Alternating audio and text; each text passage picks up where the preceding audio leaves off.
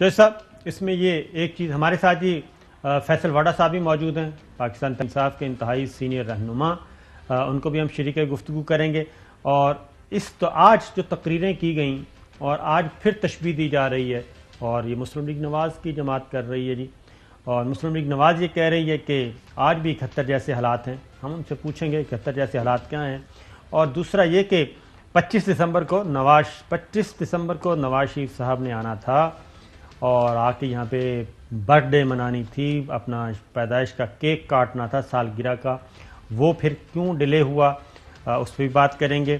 اور پھر یہ بھی کہا جا رہا ہے کہ وزیر اعظم عمران خان کی حکومت کا تختہ تو کب کا الٹا جا چکا ہونا تھا جب جوائنٹ سیشن بلایا تھا، لیکن پھر اس میں تبدیل ہوگی رائے، اس میں کتنی صداقت ہے؟ فیصل واڈا صاحب سے ساری باتیں پوچھیں گے، لیکن ایک بات پہلے کر لیں کہ 71 میں جی بالعموم یہی کہتا ہے کہ فوجی شکست تھی، جنرل یحییٰ خان کا بیڑا غرق ہوا تھا، ایک کردار بدنما کردار وہ ہمیشہ رہے گا، اور اس کے ساتھ باقی کردار جو ہیں ذوالفقار علی بھٹو صاحب نے بھی پولینڈ کی قرارداد پاڑی تھی، اور وہ میرا خیال ہے کہ قرارداد نہیں پھٹی تھی بلکہ پاکستان کے 2 ٹکڑے وہیں پہ ہوئے تھے، اور لانس نائک محمد محفوظ شہید 71 میں بہت سارے ہمارے افسر اور جوان شہید ہوئے اور بڑی دلیری سے لڑے۔ ابھی میں کچھ دیر پہلے ایک BBC کی رپورٹ پڑھ رہا تھا 4 دسمبر سے 16 دسمبر تک، تو اس میں ساری تاریخ وہ خود بیان کر رہے ہیں کہ انڈین فضائیہ حملے کرتی تھی اور سولین شہریوں پہ ان کو نشانہ بناتی تھی، اور الزام پاکستان کی فضائیہ پہ لگایا جاتا تھا۔ مکتی بانی گوریلا جنگ لڑتی تھی، الزام پاکستان کی فوج پہ لگایا جاتا تھا۔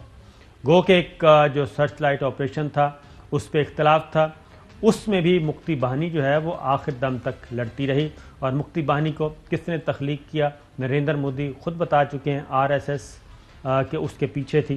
تو یہ ساری چیزیں ہیں، لیکن ہم اس دور میں ہمارے ہزاروں جوان اور افسر شہید بھی ہوئے، اور مشرقی پاکستان کے ساتھ ساتھ مغربی پاکستان کو بھی سمیٹنے کی کوشش کی گئی۔ اس موقع پہ ہم لانس نائک محمد محفوظ شہید، نشان حیدر ہمارے افسروں نے حاصل کیا، سوار محمد حسین شہید نے حاصل کیا، میجر شبیر شریف شہید نے حاصل کیا، میجر محمد اکرم شہید ہوئے، پائلٹ افسر راشد منہاس وہ شہید ہوئے انہوں نے اپنا، اور وہ تو بہت ہی ایک کیا کہنا چاہیے ان یوزول واقعہ کہ انہوں نے اپنا جہاز ہی تباہ کر دیا تھا جب ان کے استاد جو ہیں غدار جو ہیں وہ لے کے جانا چاہ رہے تھے اہم ریکارڈ کسی دوسرے ملک میں۔ تو یہ ہے صورتحال۔ اب ذرا شاہ خاقان عباسی صاحب سنائیے گا جی، کہتے ہیں کہ آج بھی 71 جیسے حالات ہیں۔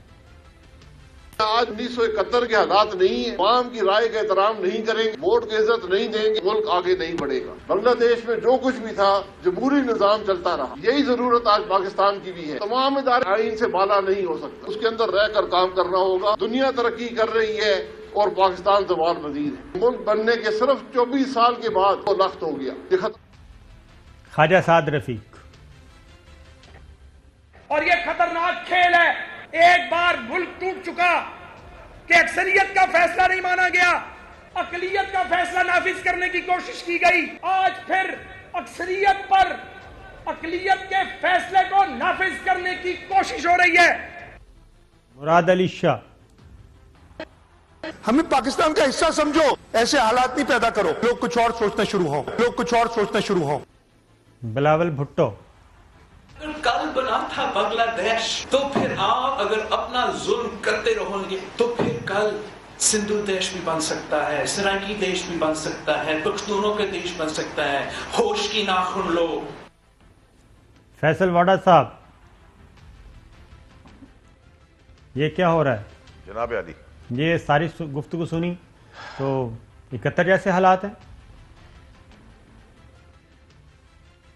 صابر صاحب دیکھیں، یہ سیاسی طور پہ ارریلیونٹ ہو چکے ہیں، سیاسی طور پہ بے روزگار ہیں، اور کوئی دیش کی بات کر رہا ہے، کوئی ملک توڑنے کی بات کر رہا ہے۔ ان کو یہ نہیں پتا کہ 21ویں صدی میں جب ہم 2021 میں بیٹھے ہوئے ہیں، اس سوچ پہ بھی ہم ان کو گاڑ دیں گے، پاکستانی اس سوچ پہ بھی گاڑ دیں گے ہم ان کو۔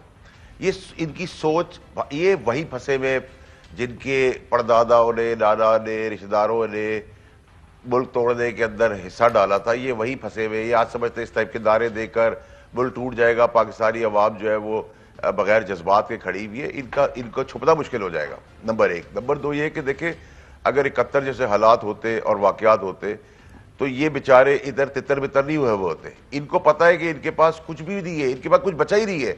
اور جو آپ 25 دسمبر کی بات کر رہے تھے، اگر اتنے زبردست کام کرنے والا لیڈر تھا، ملک کی دودھ کی نہریں بہائی تھی، پیٹرول 4 آنے تھا، 8 آنے کا ڈالر تھا، نوکریاں تھی، گرامر اسکول کی ایجوکیشن تھی، ہسپتالوں کی بھرمار لگی ہوئی تھی، اور ملک میں بجلی تھی، گیس تھی، روزگار تھا، کھانے پینے کو تھا، بچے تھارک میں مر نہیں رہتے بھوک سے، گٹر کے ڈھکنوں کی وجہ سے لوگ مر نہیں رہتے، تو پھر وہ بھاگا ہوا کیوں ہے، اشتہاری کیوں ہے، مفرور کیوں ہے نواز شریف؟